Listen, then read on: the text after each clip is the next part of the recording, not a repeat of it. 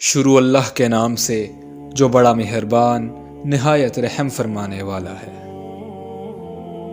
آپ فرما دیجئے، کیا ہم اللہ کو چھوڑ کر ان کو پکاریں جو نہ ہمیں نفع پہنچا سکتے ہیں اور نہ نقصان، اور ہم الٹے پاؤں پھر جائیں اس کے بعد کہ اللہ نے ہمیں ہدایت دے دی ہے، اور اس کی طرح ہو جائیں جسے شیطانوں نے جنگل میں بے راہ کر دیا ہو، اس حال میں کہ وہ حیران پھر رہا ہو، اس کے ساتھی اسے سیدھے رستے کی طرف بلا رہے ہوں کہ ادھر آ جاؤ۔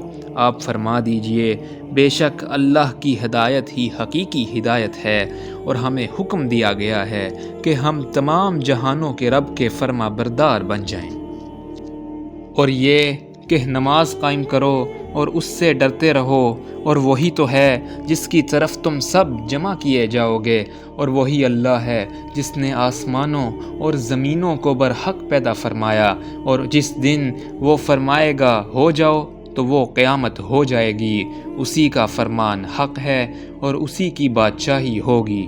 جس دن میں سور پھونکا جائے گا، اللہ پوشیدہ اور ظاہر کا جاننے والا ہے، اور وہ بڑی حکمت والا بڑا باخبر ہے۔ اور جب ابراہیم علیہ السلام نے اپنے باپ آزر سے فرمایا، کیا تو بتوں کو معبود بناتا ہے؟ بے شک میں تجھے اور تیری قوم کو کھلی گمراہی میں دیکھتا ہوں۔ اور اسی طرح ہم نے ابراہیم علیہ السلام کو دکھائے آسمانوں اور زمینوں کے عجائبات، اور اس لیے کہ وہ خوب یقین کرنے والوں میں ہو جائیں۔ پھر جب ان پر رات چھا گئی تو انہوں نے ایک ستارہ دیکھا۔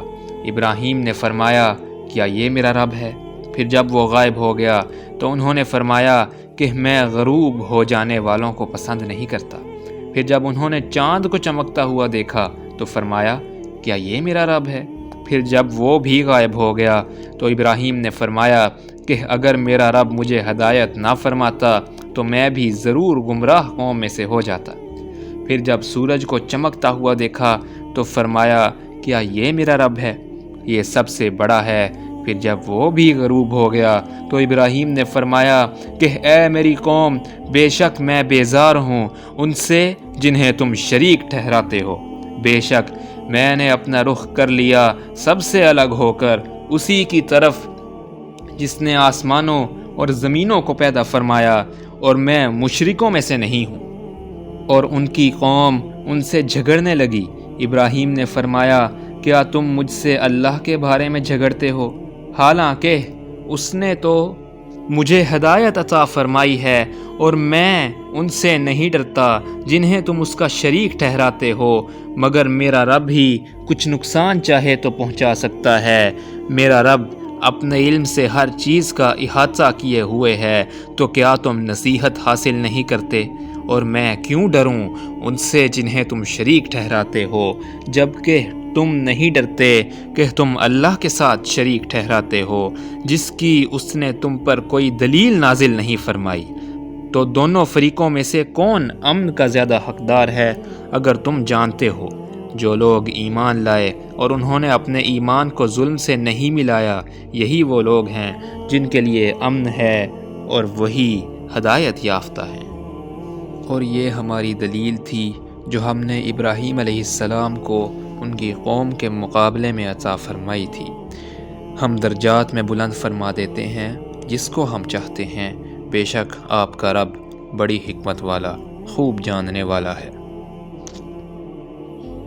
اور ہم نے ابراہیم علیہ السلام کو اسحاق اور یعقوب علیہ السلام عطا فرمائے، ہم نے سب کو ہدایت عطا فرمائی، اور اس سے پہلے ہم نے نوح علیہ السلام کو بھی ہدایت عطا فرمائی، اور ان کی اولاد میں سے داؤد اور سلیمان علیہ السلام، اور ایوب اور یوسف اور موسیٰ اور ہارون علیہ السلام کو بھی ہدایت عطا فرمائی، اور ہم نیک کام کرنے والوں کو اسی طرح بدلہ دیتے ہیں۔ اور زکریا علیہ السلام اور یحییٰ علیہ السلام اور عیسیٰ علیہ السلام اور الیاس علیہ السلام کو بھی ہدایت عطا فرمائی، یہ سب صالحین میں سے تھے۔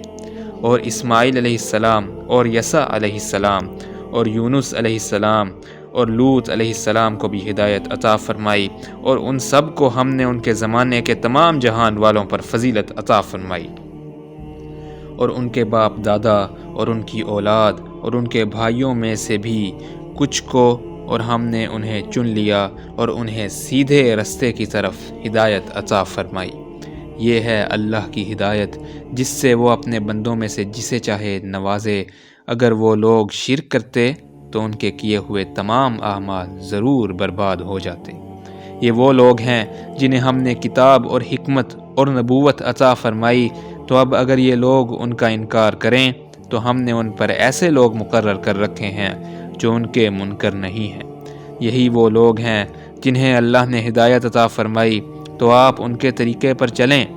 آپ فرما دیجئے میں تم سے نہیں مانگتا اس تبلیغ پر کوئی اجر، یہ تو تمام جہان والوں کے لیے نصیحت ہے۔